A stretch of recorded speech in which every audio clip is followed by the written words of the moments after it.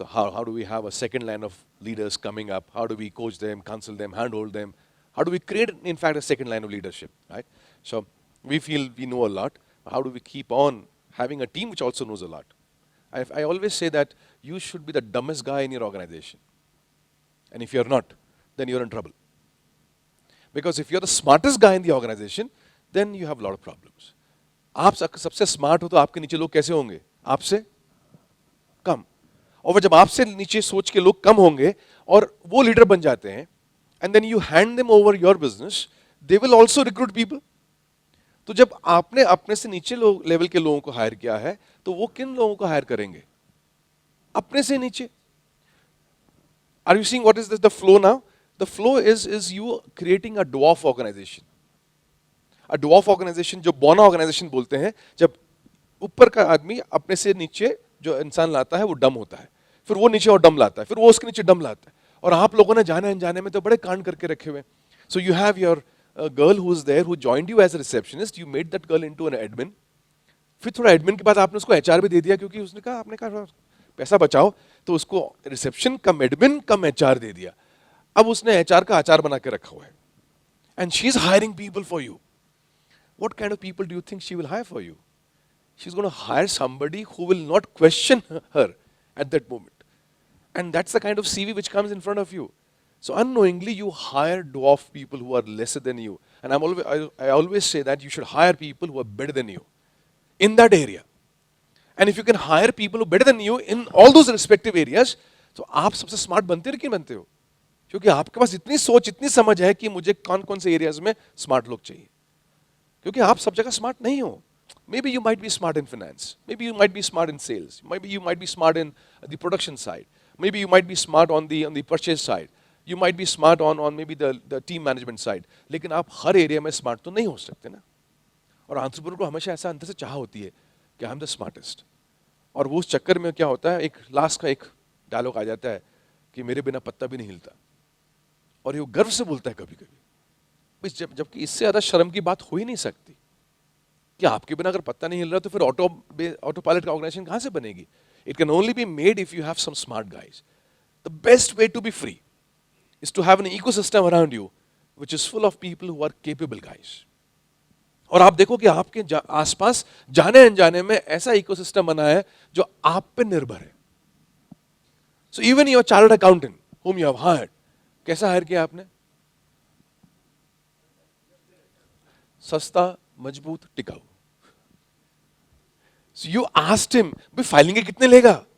And based on that, you have hired that chartered accountant. The moment somebody is charging you more, you feel नहीं यार ये अपने लिए नहीं है. So when you pay him for the filing charges और filing fees के base पर आप हायर करते हो, he does that only. जबकि आप देखो एक चार्टर्ड अकाउंटेंट बनने के लिए, do you require a lot of capabilities?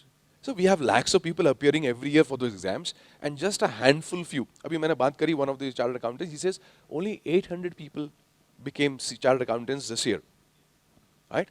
तो ये कौन लोग हैं? पूरे हिंदुस्तान में से अगर हम बात कर रहे हैं, just a handful people become chartered accountants. Do you think they're smart guys in their area? अब yes or no? They're smart guys, right? इतने लाखों में से इतने कम बन रहे हैं. तो अभी इतने स्मार्ट लोग हैं ये लोग, तो फिर इनके पास दिमाग होगा हमें हेल्प करने के लिए. लेकिन इनके पास इतना दिमाग है कि उतना ही हेल्प करते जितना आप पैसे देते हो.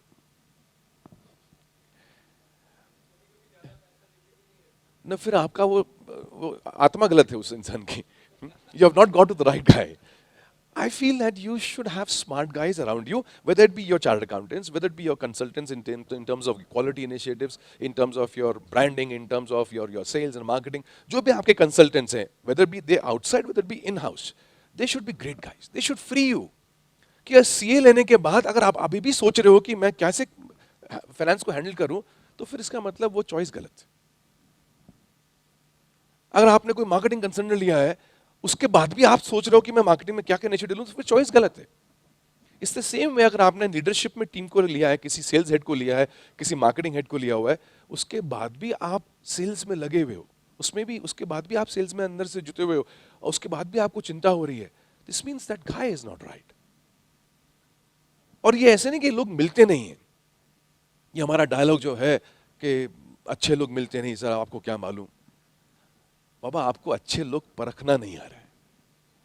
Am I right or not? दूसरा, आपको अच्छे लोगों को कभी कभी गलती से आ भी जाते हैं, तो हमें परखना नहीं आ रहा है, सेकंड हमें उनको रखना नहीं आ रहा है, right? And that's where we are getting stuck. So हमारा सस्ता मजबूत टिकाऊ का जो डायलॉग है वो बड़ा गलत डायलॉग है, बिकॉज सस्ता आदमी लिया तो वैसे भी वो मजबूत होता नहीं. सस्ता मजबूत, देखो दोनों कॉम्बिनेशन नहीं होता. सस्ता है तो फिर सस्ता ही है, वो फिर मजबूत नहीं होगा. अगर सस्ता मजबूत निकल गया तो टिकाऊ नहीं होता. वो मजबूरी में आपके पास, that guy will not go beyond a certain duration with you, because वो सस्ता है. So is it connecting you? So और अगर मैं बात करूं टिकाऊ की, तो टिकने वाला कोई इंसान होगा नहीं. जो सस्ता होगा आप ही निकाल दोगे उसको. अगर सस्ता है और मजबूत है तो वो खुद ही निकल जाएगा. तो ना सस्ता आदमी ना मजबूत होता है ना टिकता है. और हम लोगों ने क्या किया अनजाने में, हमने ऐसे लोगों की हमने बहुत ढूंढ करी कि कोई सस्ता मिल जाए.